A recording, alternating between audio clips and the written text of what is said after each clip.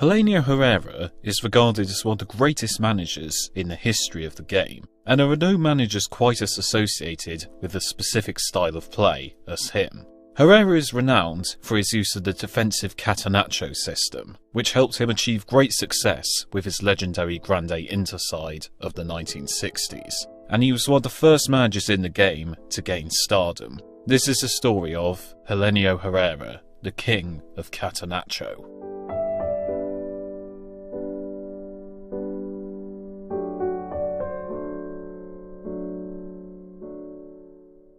Helenio Herrera was born in Buenos Aires, Argentina, on the 10th of April 1910, the son of a cleaner and an exiled Spanish anarchist. Herrera's family moved to Morocco when he was 10, and it was here that Helenio began his playing career. He played as a defender, and soon into his career he moved to France, playing for a number of teams, and starting his managerial ventures with Puteaux as a player-manager in 1944. He retired from playing in 1945 to focus on management. He spent 3 years at Stade Francais, failing to win any major honours before he moved to Spain. A spell at Real Valladolid was followed by a 3-year period with Atletico Madrid, where his methods began to bring him glory. Herrera had spent a great deal of time thinking about his coaching philosophy as a player, and whilst he was tough as a manager, he achieved results. His training was so intense that players would often end up vomiting. Herrera banned his players from smoking and drinking to ensure they were in peak physical condition.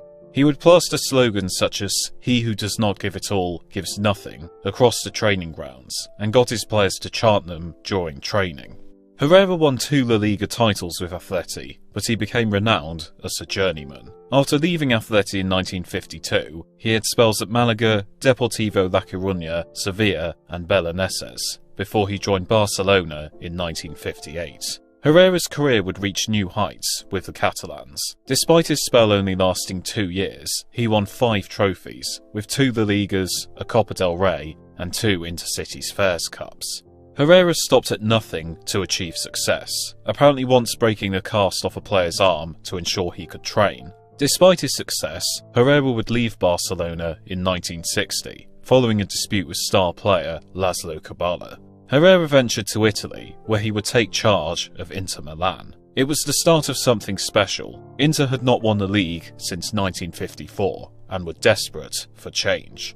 Herrera was keen to engage with the supporters, helping form fan associations and networks, emphasising the importance of the 12th man. His strict methods continued, with him once suspending an Inter player for saying "We came to play in Rome," rather than "We came to win in Rome." He also introduced the idea of the ritorio, a means of taking players to a retreat for several days to prepare them for matches.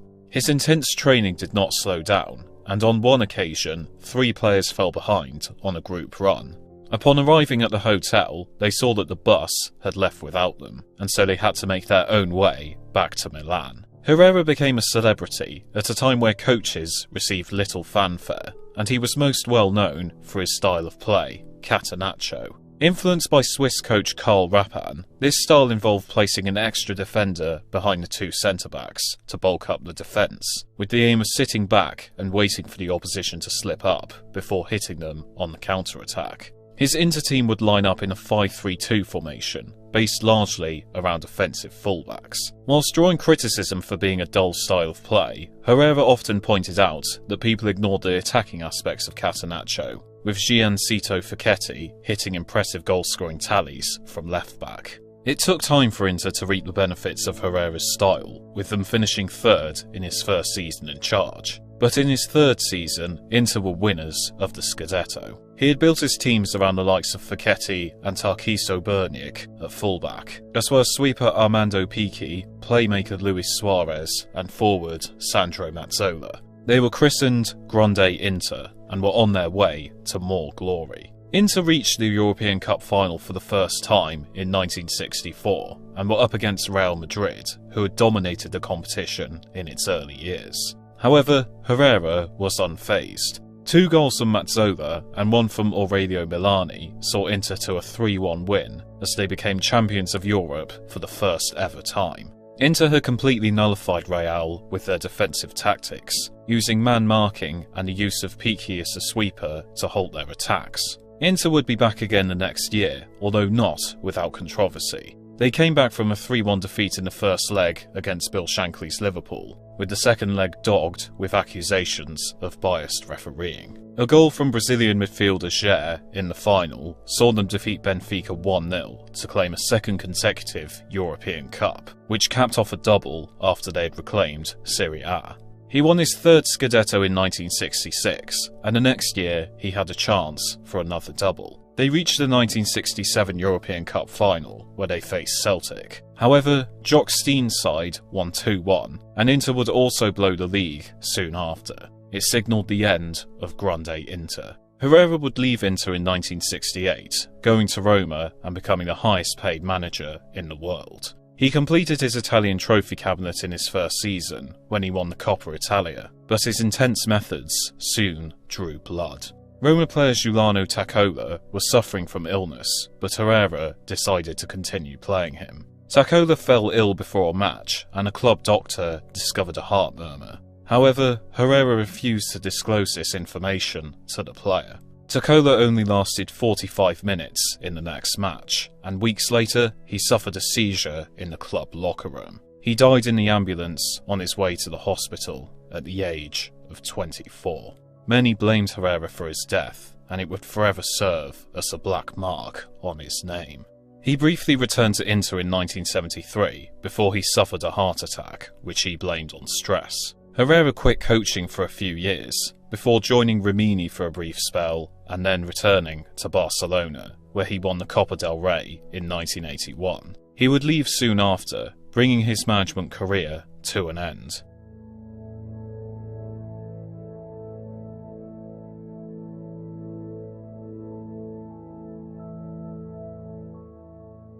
Helenio Herrera died on the 9th of November 1997 at the age of 87.